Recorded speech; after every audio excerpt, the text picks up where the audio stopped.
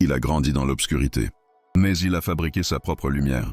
Dans une région rurale du Malawi, un petit pays d'Afrique australe, se trouvait un village isolé, entouré de champs secs, de collines poussiéreuses et de maisons construites en terre battue. Là-bas, la vie était dure. Les récoltes dépendaient entièrement de la pluie. Et quand la sécheresse arrivait, la faim suivait. C'est dans ce village qu'est né un jeune garçon, dans une famille de paysans pauvres. Son père cultivait le maïs, sa mère vendait quelques produits au marché local. Ils n'avaient pas l'électricité, pas d'eau courante et très peu d'argent. Pourtant, comme beaucoup d'enfants, ce garçon avait un rêve simple, aller à l'école et apprendre.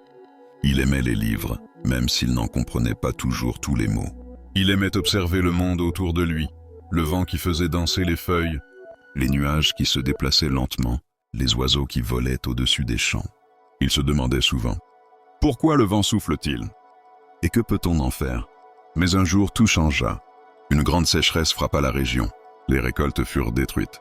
Les réserves de nourriture disparurent. Les familles commencèrent à sauter des repas. Certains enfants quittèrent l'école. Lui aussi dut abandonner ses études, car sa famille n'avait plus les moyens de payer les frais scolaires. Ce fut un moment de profonde tristesse pour lui. Il regardait ses camarades continuer à apprendre, pendant qu'il restait à la maison, à aider dans les champs ou à chercher de quoi manger. Mais au fond de lui, une voix lui disait « Ce n'est pas la fin, ce n'est que le début ». Un jour, alors qu'il errait sans but près d'une petite bibliothèque communautaire, il entra par curiosité. Les étagères étaient vieilles, poussiéreuses, mais pleines de livres. Il ne comprenait pas tout ce qu'il lisait, car certains livres étaient écrits dans une langue qu'il maîtrisait mal. Mais il feuilletait, regardait les images, essayait de comprendre. C'est là qu'il tomba sur un livre parlant d'énergie, de machines, et surtout, de moulins à vent. Il vit des dessins montrant comment le vent pouvait faire tourner des pales, produire de l'électricité et faire fonctionner des machines. À ce moment précis, une idée naquit dans son esprit. Et si je pouvais construire une machine comme ça, ici dans mon village? Il n'avait ni outils sophistiqués, ni formation technique, ni argent. Mais il avait quelque chose de plus fort, la détermination. Chaque jour, il partait fouiller dans les décharges, dans les ateliers abandonnés, dans les tas de ferraille. Il récupérait des morceaux de métal rouillé, des câbles usés, des pièces de vélo, du bois cassé. Les gens le regardaient avec étonnement, parfois avec moquerie. Certains disaient « Pourquoi ce garçon ramasse-t-il des déchets ? Il perd son temps.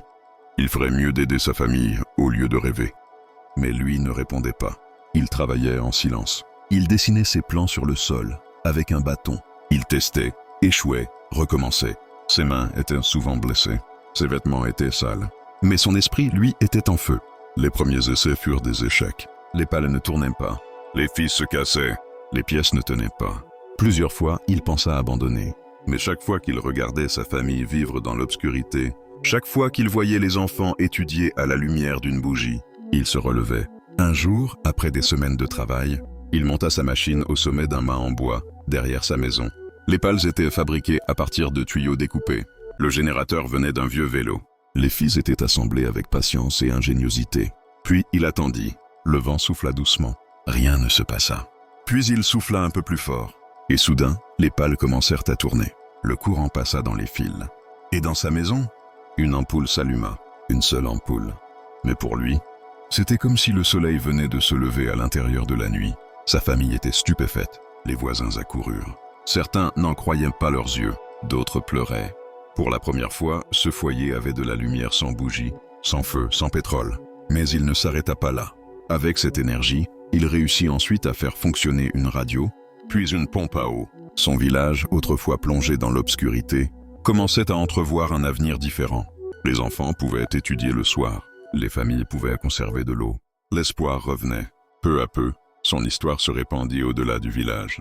Puis au-delà de la région, puis au-delà du pays. Des journalistes vinrent. Des enseignants s'intéressèrent à lui. Des universités l'invitèrent à raconter son parcours. Il reçut une bourse pour reprendre ses études. Ce jeune garçon s'appelait William Kamkwamba. Il est aujourd'hui ingénieur, conférencier, et son histoire est étudiée dans le monde entier. Mais ce qui rend son histoire extraordinaire, ce n'est pas seulement l'éolienne. C'est le fait qu'il ait refusé de laisser la pauvreté, la sécheresse et l'abandon scolaire définir son destin. Tu n'as pas besoin d'avoir tout pour commencer. Tu dois seulement commencer avec ce que tu as et refuser d'abandonner. Et si cette histoire t'a inspiré, laisse un like pour soutenir la chaîne. Dis-moi en commentaire ce que tu retiens de ce message. Et surtout, Partage cette vidéo avec quelqu'un qui a besoin d'espoir aujourd'hui. Et abonne-toi pour ne rater aucune histoire motivante.